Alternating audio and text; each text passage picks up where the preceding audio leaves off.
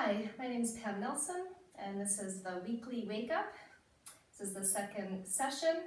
Last week we worked a little bit on that mobility in the feet and ankles and the pressing off of the big toe mound when we walk, just getting some flow and movement in with our feet and ankles through the body. There are shock absorbers, which, when we land, it goes to the knees, hips, back, all the way up. So we want to take care of our feet and have as much strength, mobility in the feet as we can, and of course, stability. So we're going to do a little bit more work on the feet again today.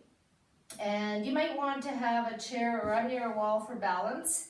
And of course, go to lower height if you need, or just eliminate some of the movements if you feel that's too intense or off balance for you. So I have 2 blocks and I have a mat. Last week I used some blankets, but for this I think it might be a little bit too slippery. So I've actually folded a mat in half twice, and then I'm going to fold it once more to make it a bit higher. So if you feel that's too high, you could just stay with that mat folded in half twice. I'm going to bring that down onto the floor, and I'm going to place one block lengthwise, so there's a bit of an angle, and then the second block will be angled lengthwise. So one's widthwise, the other's lengthwise. And here you might want the wall or chair for some balance, but I'm going to start with the heel on the floor and just get the toe mounds pressing into the block, so the heel is down, toe mounds. The back foot you can adjust, in or out a little bit, okay? So we're working a little bit of the mobility in the ankle, the front of the ankle, and that stretch through the Achilles at the back of the heel. So I'm going to push into that front foot, but I'm also pushing the back foot down. And we can bend both knees, kind of feel that movement. The knee will go in a little bit. As you might pronate a little bit to get that big toe pressing down. Resist a little bit with the inner knee moving to the outer hip. So then we can straighten both legs, really lift the kneecaps. Feel the quadriceps activate and press down, especially through the back heel. As if your back hamstring is being pulled back and you're working the back of the leg also. So then we can repeat that a few times. Just feel how the ankle maybe moves a little bit. And then come into kind of standing, what we call mountain pose, Tadasana. Just feel the difference. One foot, one leg to the other. For me, one feels more solid, thicker, the other maybe thinner, lighter, and more space around the ankle. We'll repeat that to the other side. I'm bringing again the toe mounds up onto the block, centering the heel. So we don't want the heel to be turning in. So I'll just show on this side, we don't want the heel to be kind of curling in. We want to keep the heel centered with the foot, okay? So you can adjust the back foot in or out, however you feel most stable. And we're pushing, so I'm really trying to push the front foot but keep the heel down, so not letting the heel lift. Pushing down, push through the back foot and straighten. So we kind of train, we're working that front of the ankle, challenging really that movement there. And then we'll come back. So we come back to mountain pose. Again, hopefully they feel similar now. So I'm going to turn these blocks. Both will be angled up on the mat, so it adds just a little bit of height. And coming back to mountain pose, we're just going to step up. Let the heels descend down, spread the toes so there's a little bit of an angle.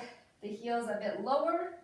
Just watch the knees, that we engage the quadricep, not just locking the knees back, but activate the front thigh muscle, feel the back of the hamstring lift, and really those front hip bones lift up, and we'll see if we can bend the knees and straighten. Try and keep the bottom of the foot, really the inner outer heel, center back of the heel, and the big and little toe mound pressing down. And we want to try and, work this arch here, so we don't want the toes to come too close together, but really spreading that area there. So as we stand in our mountain pose, Gonna press into the big toe mound, let the little toe mound spread away. Just really get the feel of the openness to the bottom of the feet. And then again, we're bending and straightening. Feel the action of the feet as they press down like you're going to jump back up. That rebound action, how they are shock absorbers right up into the body. And you might even get the arms swinging a little bit. Good. And then we'll step down. It's always good to pause in between, get the response to your actions. Let's now change, so we'll have the blocks up. So now we're stepping up. So now the toes are angling down. Still keep the toes lengthening from the toe mounds. The four corners of the feet pressing, big and little toe mound, inner outer heel, that center back heel lifting, pressing down, the kneecaps lifting. Lift the front hips up. Feel the tailbone move down slightly so we're not tucking the pelvis under, dragging the pelvis under, but just that lengthening so it moves the organic body in and up, okay? So that the abdomen doesn't just hang forward, right? We want to strengthen the abdominal wall, at the same time softening the internal organs. The arms extend, and again we could bend and straighten. And just notice the difference, different action. Good. And then we'll step off, coming back to our mountain pose. So now we're going to change. I'm going to have one angle down at the front, one at the back. Okay. So we're going to see if we can step up and down and come back and around. Just, that change in height, action of the foot, how we can move, which is everyday life, right? We're always adjusting to our foundation that we're stepping over. Good. And then we'll come back. So that wasn't, that difficult because they're quite close together, the blocks are quite firm, but we could change that and make it a little more challenging. So I'm going to add a second mat. So again, I folded the mat in half. And I'm going to bring this block to the outer side still, but now we have that gap in the middle. Okay. So you could make that gap as big or small as you'd like. And again, watching your balance. You might want a chair or wall nearby. So I'm going to step up on the block.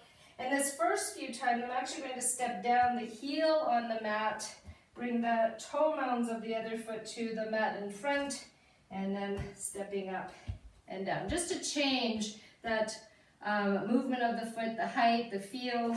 So we're coming up, the heel, the toe mound, back up and down.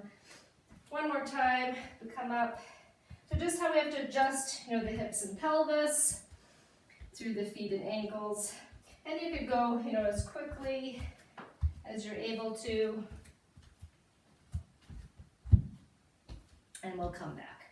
So now we'll try and widen our stance. Okay. So you might want to adjust your mat, the blocks. So I'm going to step up and see if I can step over and down. Step up, step over, and down. And you'll notice that I'm leading with the same foot each time. So now I want to change that up, and if I do so, then I actually have to come across, right? If I change the foot I was leading with, then you're stepping across. Good. So now we'll change that just once more. We'll come up and we'll see if we can bring both feet on. And then can we bring both feet? And step down, and then we can repeat. And always try and change which foot you step up with first. We often, I'm right-handed, I'm usually more dominant. I'll step with that foot first, but try and go, maybe the opposite foot. And even when I step across, where the block is, it would make more sense for me to bring the right foot, but can I step the left and down? I'll do that a couple of more times. Changing which foot goes forward each time. So it's not just for the body mobility, but it's your mind, your brain.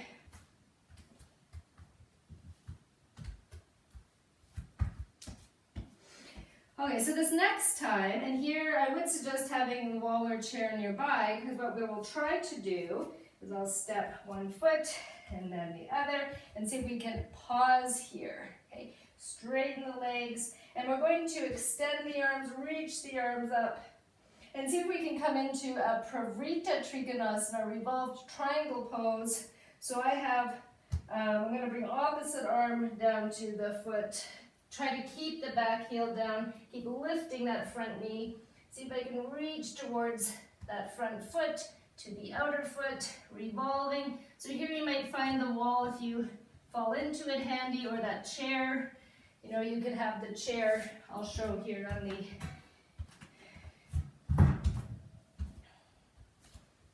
so that as you came down, you might just bring your hand to the chair.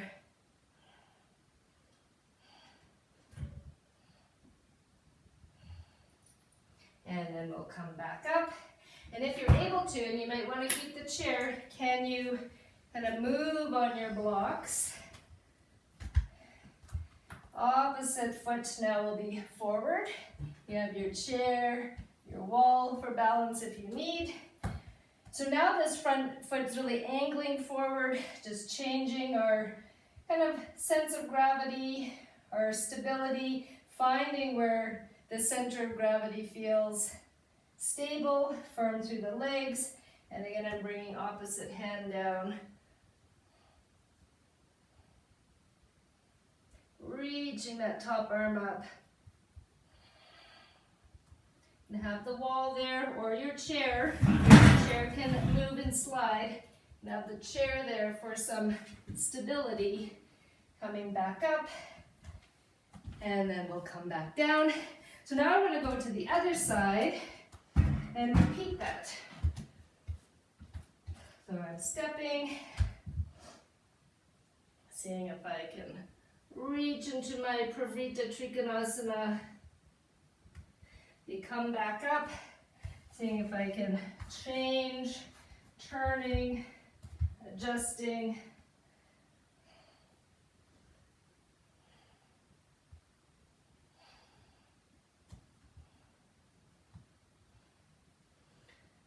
Bring your awareness to the breath.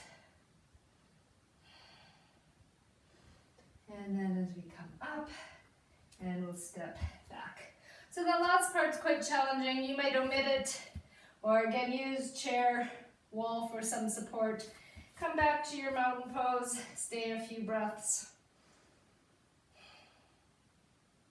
And just release. And hopefully you feel more mobility, space in the ankles, and just even some freedom that we've moved a little bit through the body, that as we move throughout the day, that we really take care of our feet to help the rest of our body.